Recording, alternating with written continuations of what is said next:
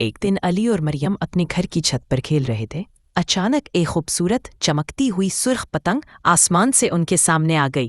یہ کوئی عام پتنگ نہیں تھی، بلکہ ایک جادوئی پتنگ تھی جو انہیں رنگوں کی دنیا کی سیر کروانے والی تھی۔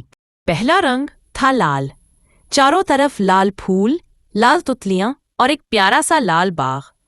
مریم نے خوشی سے کہا، واہ، لال رنگ تو محبت اور خوشی کا رنگ ہے۔ پھر وہ پہنچے نیلے آسمان کے نیچے ایک نیلی جھیل کے کنارے، ٹھنڈی ہوا، نیلا پانی۔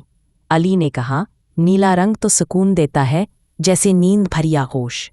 سبز رنگ کی باری تھی، چاروں طرف ہریالی، درخت اور سبز گھاس۔ مریم بولی، سبز رنگ تو زندگی کی علامت ہے۔ پھر وہ گئے نارنجی باغ میں، جہاں سنہری دھوپ پڑ رہی تھی۔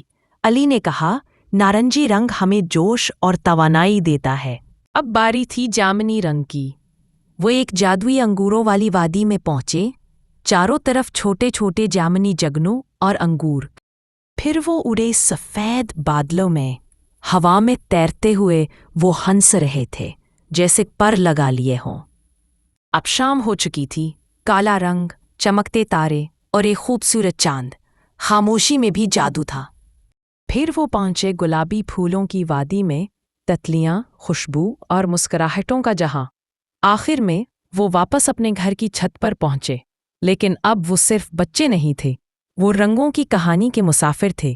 ان کے دل رنگوں سے بھر چکے تھے۔ اور جادوئی پتنگ نے علی اور مریم کو سکھایا کہ ہر رنگ اپنے اندر ایک خاص جذبہ رکھتا ہے، بس دیکھنے والی آنکھ اور محسوس کرنے والا دل چاہیے۔